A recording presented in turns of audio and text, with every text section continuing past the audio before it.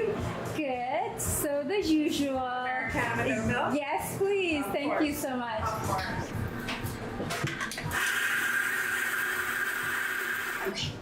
Hi friends, welcome back to another fun episode of On Location Vancouver. I'm your host Zara Durrani. Today we're here at one of my favorite cafes. I come here often with Loki, and I'm normally not dressed like this, not wearing makeup or anything, and in all types of weather, you know, rain or shine, we come here during our seawall walk, and I decided that I really wanted to feature their story. Joining me is the lovely Christy, who is the owner of inBtwn Café. Tell us about inBtwn Café, Christy. All right. Well, you know, I've been in food and beverage for many years, and an opportunity came up, and you know, it was the beginning of the pandemic in September 2020, and didn't think it would get to where it was, and thought this would be a great opportunity, and so that's how we sort of started. Basically, started off with just myself, and you know, I was working every day, and I thought, you know, I can totally do this on my own. As time went on, got busier and busier. So then I brought my husband in, who was in construction. So now he's taken on the baking role a little bit. Doesn't do as much as me, but he definitely helps out. And he is he's got many dogs who are his fans. Yes. You know, we cannot even walk past this street. Anywhere when I'm around, Loki wants to push me in this direction. Yes. Like I can't walk anywhere around here without coming in. And quite often, you know, it's like, I'm the type of person who needs a few coffees a day, so I'll be finishing one. I'm like, okay, I don't want to be like, hey, I'm a trader. I'm carrying coffee from somewhere else. But it's not just a cafe. Like, we'll show you the place afterwards. Like, you have beautiful artwork all around. Whenever I come here, it really gives me like a small town sense, because it's a small space, but it's got so much warmth. Mm-hmm. You know, tell me about that. Like, was that an intention, like you were mentioning off camera, that you took over? The cafe has been around for much longer, but you took over during the pandemic. Tell me about the vibe that you wanted to create, the intention that you came in with. Well, you know, I'm from Winnipeg. Winnipeg is known as a very friendly city. So, you know, I thought that's sort of something that was missing, that friendliness, that, you know, I am not the place that you just come in and do an order online and pick it up. I will know everything about you by the end of our conversations. When you come to get a coffee, you know, I know about your family. People compare me to the bartender, except for the difference is it's that bartenders don't usually meet the rest of the family, whereas I meet all of them. So when you say that you don't like your daughter-in-law, she comes with you. Now I know why. Who it is? And I find it so funny. You remember my coffee order, like it's like with the oat milk, the Americano. I'm like, yeah. Like, how do you remember that? You know, people think it's such a great thing, having a great memory, but it's not, because I remember, you know, grade 5, my girlfriend who borrowed my sweater, who never gave it back to me. But, you know, I think when you take the time to get to know people, it's important. I want people to feel happy. I want them to feel appreciated. I want them to walk in and feel that we're all part of a family. And during the pandemic, especially, there was a lot of, you know, older people in this area who had no one they could talk to. So I became a lot of the bubble. So, you know, people came in here, I knew everything about them. And, you know, it was just important. And it's supposed to feel like family. That's what I think. Now tell me about the art on the walls. Like, is it something that changes? Do you pick artists locally, or do people just come in and contact you? Well, so again, during the pandemic, you know, I heard a lot of people saying that they discovered, you know, talents they didn't have, you know, from making bread to muffins to also like art. So the first summer that we were open, I thought I should do an art show that is just hidden talents. So people who never thought that they could actually show anything. We did a pretty big art show the first summer, and there must have been maybe 15, 16 artists who came in. They did live painting. And also Wade, he is an artist. That's my partner. And so, you know, started with a lot of his pieces, but as time has gone on, we definitely change it out. Every once in a while, though, Wade will say, I'm going to do the whole wall. It's all mine again. So, you know, I let him do it. But, you know, we'll get a lot of artists who approach, and we usually will look through to see if it does fit. It's really important that it fits, and nothing too, you know, risque, let's say, but you know, something that's local. Yeah. And people who, I really like the people who have never shown their work. So they're kind of shy, they're kind of scared, they don't know what to price it at, and you know, whatever you think it should be, that's what it should be. So for anyone who hasn't been to inBtwn Cafe, how would you describe the vibe? So I would say that it's, I mean, we bake or make everything in-house, so it definitely has a homey feel, which when I first started making all my desserts, people said, oh, it looks like homemade. And at first I was insulted and I thought, oh my God, does it look bad? And they're like, no, it doesn't look like it's made in some commercial kitchen. So I think, you know, it's someplace that, well, a lot of people say it's like Cheers TV show, where everybody knows your name, but I also have to add in that, you know, you don't all know each other's names, and I have to fill in because some are a little bit elderly and they can't remember each other's names, but that's okay. So it's just a real sense of community, someplace that you are proud to come to. If you've got family in town, you make sure that you come here. And as you've mentioned, we remember people's orders. We know, you know, that their sister lives in Toronto and she just got snowed in, and you know, it's really important to just, I think, treat it as family. So was this a dream of yours? Well, so going back many years ago, my brother, who passed away, but he actually opened up probably one of the first real coffee shops on Davie Street. Okay. Before Starbucks was there, anything like that. So, and Starbucks actually took it over, but. What was it called? It was called Swirls. Okay. Was it on Davie and Dunedin? No, it was Davie and like Thurlow. Okay. And then he moved down the street a little bit. So, you know, I really liked the idea of it. I liked the idea of like having your own shop and doing that. And then, you know, things changed and he went on to do different things and we gave up that coffee shop. But then I started working in food and beverage, but I went to cooking school. So I went to French culinary school. I went to De Brule. So I learned how to cook. I mean, before that, I couldn't make ice cubes, you know, so it was something that helped me grow as a person. And then one of my first real jobs was at Sutton Place Hotel. And the goal was to get into the kitchen. But, you know, as you start working, I love cooking, but I love also being with people. And if you're in the kitchen, although things have changed now, you can't really do that. So I worked through management. I went up, started working at Terminal City Club. I worked in private members clubs. And as I worked my way up, I realized, like, as you get into this executive level, you're doing reports and, you know, budgets and not the fun stuff. And sounds like what you were passionate about were the people. Yes. So it was like, you know, if I can do my own thing. And before this came available, I actually thought about opening a bar studio, like a bar fitness studio. I went into like pretty far with it. I am behind that dream. I am fully behind that dream. And the funny thing about it is I was like, I could do this. And then on Saturdays when we're closed, I could do like an after hours. And I'm like, wait a sec, I'm trying to like put food and beverage and bar and fitness together, which maybe and a bookstore, there we go, we're set.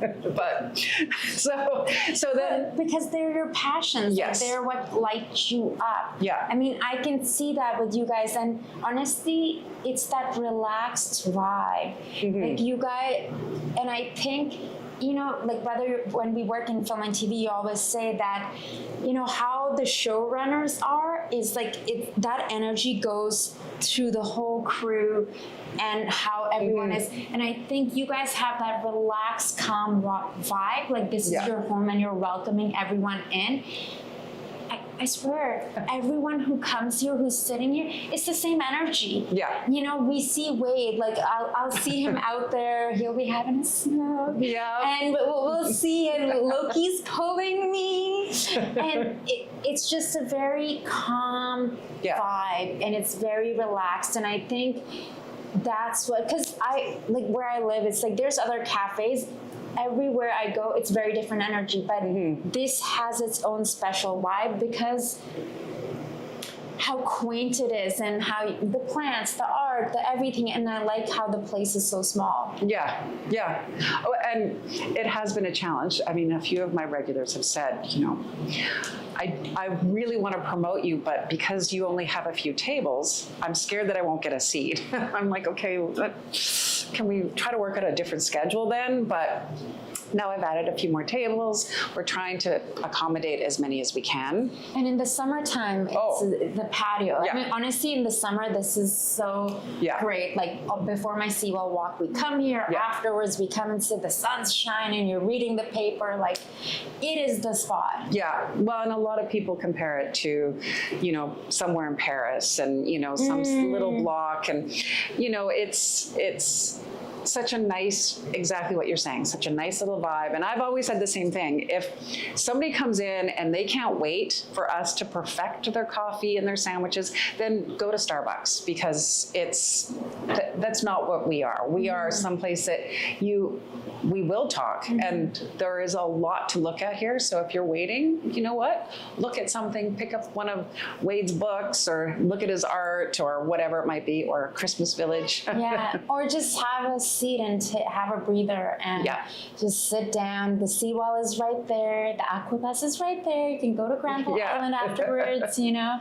I love doing that. Like, it's one of my things to be like a tourist in your own city. So that's fantastic for me to hear. I didn't know that before, that you guys made everything in-house. Yeah, not the bread. It's funny, one day Wade's like, I'm going to start making croissants, because we get them from a local bake shop, right? And I'm like, okay, you try it. So he worked, and he, you know, 48 hours later, he's like, I got 6 croissants. I'm like, yep, that's what you get. It's work. Yeah. So. No, it's fantastic, and I love the breakfast sandwich.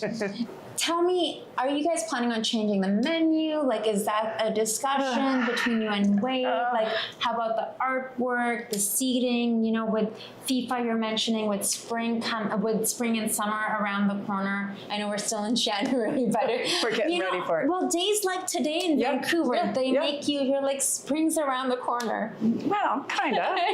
You know, we say all the time, okay, we're going to change this sandwich. We're going to do this. We're going to do this. But then people come in, and how dare you change my favorite sandwich? So, you know, so now what I do, and it drives Wade nuts, I'm like, okay, well, we'll just do a feature sandwich.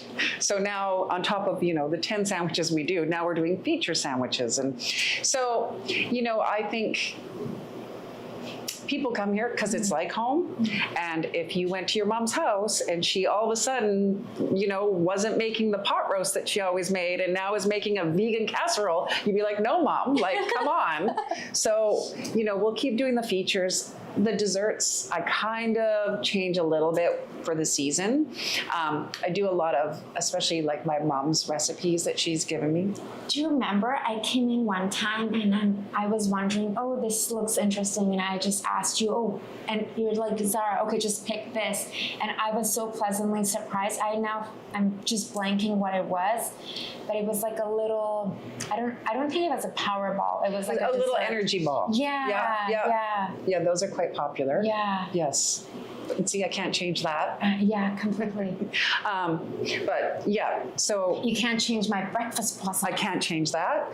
The chicken salad sandwich, can't change that. So there's a few things that, like I said, we'll sort of put new things sort of in places, but it's, you know, people like what they like, and I'm not going to change it. And like I said, so now I just add to it. So today we're going to start off with a pecan pie cheesecake. It seems to be everyone's new favorite. It's supposed to be just a Christmas time special, but now I have it all year round. Also for gluten-free, we have the coconut cookie, berry oat bar, energy bites, and now my new addition is the angel cookie. It's a play on the devil's cookie, which is everyone's favorite treat, but the angel's cookie is made with no sugar, so I try to keep it as healthy as possible. But yes, definitely a few gluten-free treats, and we're experimenting. Somebody has just requested a vegan brownie, so Wade makes the brownies, so he can start making a vegan brownie now. This is our berry oat bar. This is our vegan and gluten-free treat, which is quite popular. Now you mentioned you took over the lease, you got the cafe during the pandemic. How have the last 5-6 years been for you guys? Well, you know, it's, again, when we opened September 2020, I was like, it can't get that bad, you know? So I had these kind of goals in my mind of, you know, people are working from home, so we'll be able to take care of those people. And then things got pretty dark and dreary for a while. We still kept pretty busy because this is the one, like, people always need coffee. So they would make the effort to get out of the house and do stuff. And so, you know, it's hard to really compare. I now, obviously business has been growing. And now probably last summer was probably the first real summer of knowing how it's going to be. And then this summer I expect it to be even busier. So, you know, we're growing every year, which is what you want. And just, you know, now people are like, get a liquor license. Oh, and it's like, okay, slow down. So again, we do our art show in the summertime, and that's something that brings in all the community around here. And we do a liquor license for that as well. So people are excited about it. And does the art show happen in the evening, like after hours? No, or during the day? We do it from about 12 to 4, Okay. and it's usually the last weekend in July. Okay. Now that we don't have the fireworks this year, we'll have to see.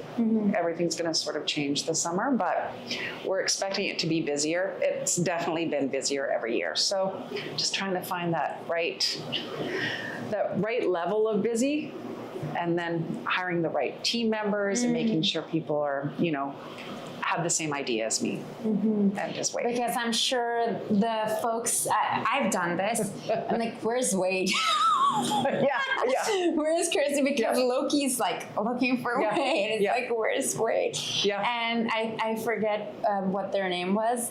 Carlo. Probably. And I said, well, every time we come in here, you know, Loki has his best friend Wade in the kitchen, and Loki gets a little treat. So he went but you know, I think people are used to you guys are always here in the brain. It's like, okay, where's Christy? She knows how to make my coffee.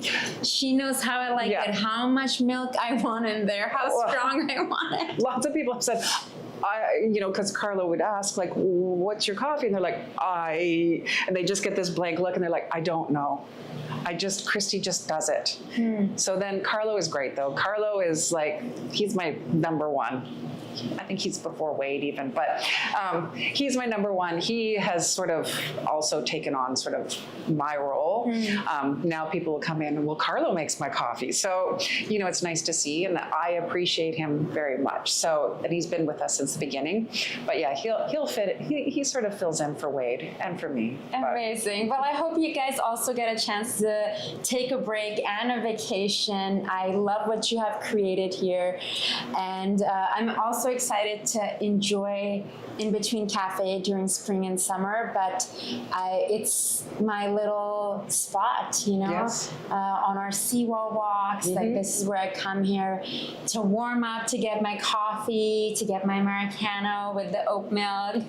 Here and there, I will get, like, you know, an Earl Grey and whatnot, but it keeps me warm. And yeah, I'm so glad I discovered this spot. It was, and I think the first time I came in, I spoke to you, I was like, is this new? Like, how long have you guys been Yeah. here? So it's quite remarkable. Yeah, that is definitely a bit of a challenge. People said, I've lived across the street or on the next street for years. I didn't know you were here. So, you know, I'm going to get Wade to dress up in an outfit in the summertime.